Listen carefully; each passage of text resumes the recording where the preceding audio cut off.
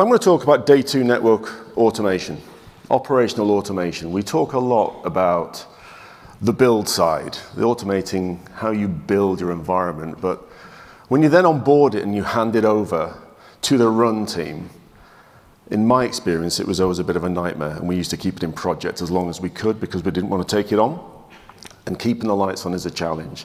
So quick bit of audience participation here. Can I have a show of hands? Who is responsible for keeping the lights on for the business in the operational space? Okay, so my objective in the next 10 minutes is to give you enough of an incentive to come and have a conversation with us if you haven't already, okay? Put a smile on your face. I would like you to just imagine a scenario which will be, hopefully, something you can relate to. Phone call at 3 o'clock in the morning. You've lost an application. You knew there was a change that took place and the team went to bed at 1 o'clock. The on-call team are trying to get out of bed. We're trying to find somebody to help troubleshoot. The Teams call starts spinning up. People start tapping away in the background, spinning up CLI sessions, trying to find out where this problem is, looking for a needle in a haystack. And it's like putting together a 1,000-piece jigsaw set without having the box, okay? That's the traditional way of troubleshooting. That's my world for the previous 20 years, and it's horrible. Think about a different scenario now. So you still get that phone call at 3 o'clock in the morning, okay? But someone's telling you, we've lost the application, but the team are now fixing it, we know what the problem was. NetBrain has given me a map of the crime scene, it's taken all the noise away, we know where the service path is, and we've run automated triage across all the usual suspects, because we've seen this type of thing before, and within the first 60 seconds, we had an idea of where this problem was. That's a real world. Oh, by the way, we're now looking for it in future. We're going to keep running with the state check every 5 minutes for the next 24 hours to avoid a repeat. That's the world that I now work in and my customers work in. And it's a fantastic place to be. Okay, so who am I? Why am I standing up here? So 3 years at NetBrain, 21 years in IT outsourcing for a major telco, big global telco, different customers, fixed line services, mobile services, everything that an outsourcer would need to provide. And my world is essentially saying sorry and writing service credits. It was horrible. Horrible, horrible place to be. But it was a normal life. I didn't know any better. I must have had like Stockholm syndrome or something. I couldn't get out of this cycle. That was my world. Pencil to write service credits so that I could rub them out and pretend because I owned the P&L as well, right? I went to market for the team to find out whether or not there was a better way to do things. And I wrote a problem statement, okay? I'm hoping that the people who raised their hands a moment ago recognize these problem statements.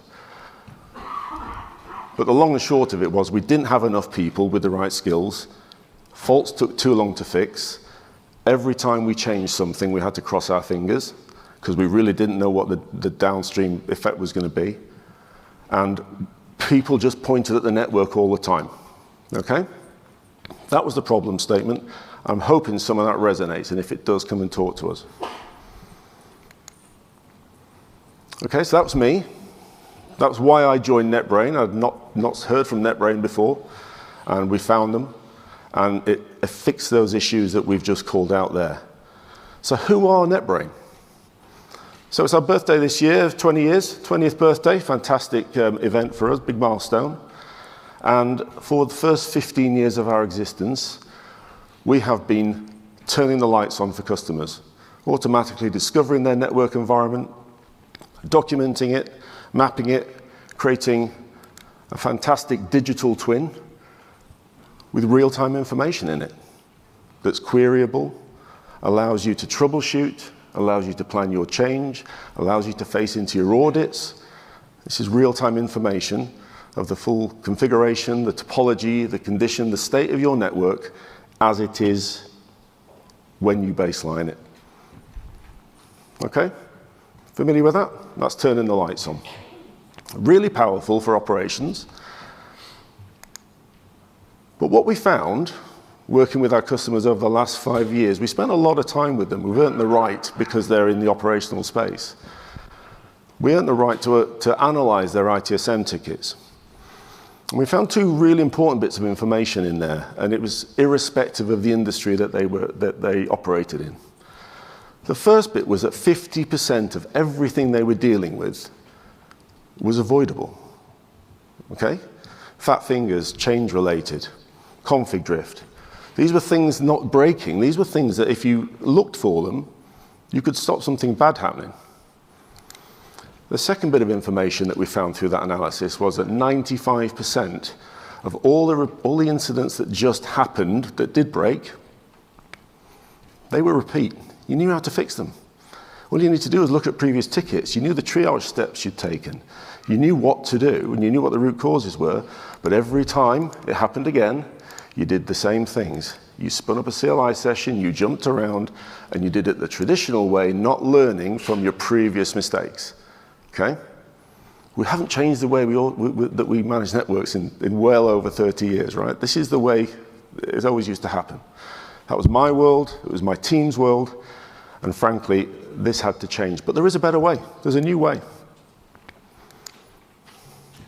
So what do we do now? Okay, there's two pillars of information there that are really important that we can build on this digital twin, this ocean of data that we've gathered from the network. Turn the lights on. We've seen that, right? Turn it on, digital twin. I can query this live, and I know exactly what my network looks like. I can path my services. Fantastically powerful in itself. Second thing, let's look for those 50% of things that are avoidable. Let's look for telnet being enabled. Let's look for ports that are open. Let's look for my backup router being configured the same as my primary, so that when we have a failover, it's elegant. Let's stop things bad happening. Okay? Let's stop those things happening in the first place. And real outcomes of this in customers who use the platform, and my customers, we're talking about 50% improvement in change-related incidents in the first year. That's a big number, right? They've got to adopt it. They've got to look for these things. They've got to use the automation, no-code automation. The final thing, if you know how to fix something that's going to happen again, what are those steps that you should do up front? And can you do them in the first 60 seconds of an outage? So ITSM raises the ticket, triggers NetBrain. We'll create a map of that crime scene. We'll run through a runbook of standard industry best practice checks. And we'll come back with either eliminating all the usual suspects, in which case it is something new, right? Or having found something, which is the more likely outcome. And if you found it, go back into the ticket, automatically feed the information to the resolver group, get it resolved, and take it off the desk. Just take it away. MTTR is the outcome here. So restoring service in a fraction of the time it normally takes, using the human intelligence that is currently wasted doing things that are menial tasks, lower level tasks, and doing that at machine speed. Lift those senior engineers and get them doing the things that are really important to the business. So this is a very quick overview of one of our largest customers. ServiceNow ticket comes in. Map of the crime scene gets triggered in NetBrain based on the ticket type. And that is a pre-built ticket type at the moment, but we're using agentic AI as well to help augment that going forward. And that's in the latest release. Map of the crime scene, all the noise taken away. Okay, I don't have to filter through where is my service path. These are the devices I need to worry about. This is the alternative route. We've run these checks. We've found where the problem is. There's a quad setting issue here. And by the way, we're now dashboarding this to stop it happening again. Because that horrible question comes in, are you confident this isn't going to repeat tonight? I've genuinely no idea in the past. But now we can push those checks and continuously improve that service. MTTR reduction 75% in that customer. That's a big number, and one that I would have bitten your hand off for in my old world. Really quickly, big global media company. 30% NetOps efficiency, taking people's time and using them to do project work instead of doing menial tasks. They start the day with all of their channels in one place. They know exactly what the most important products look like, and they can decide anything else outside of that dashboard is a P2 at best. Start your day with the ability to prioritize your team's effort, okay?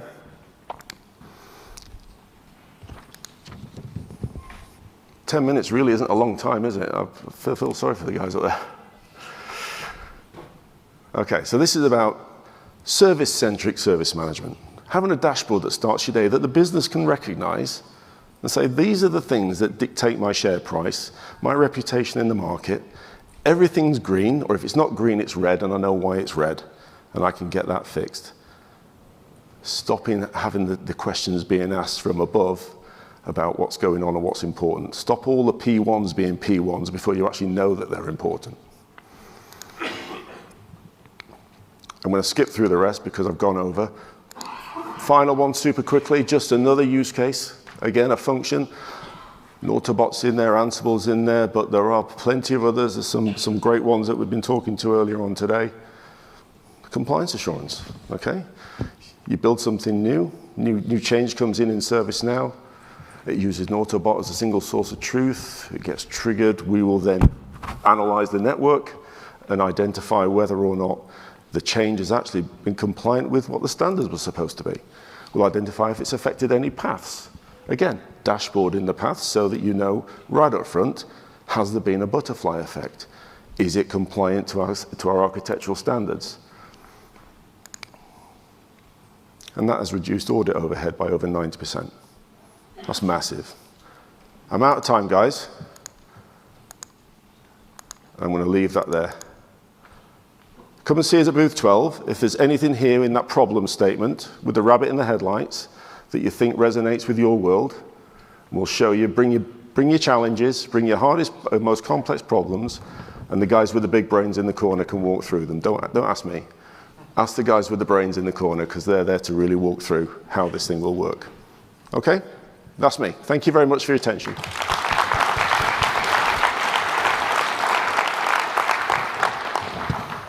Cheers. Thanks very much. Good job, Mark.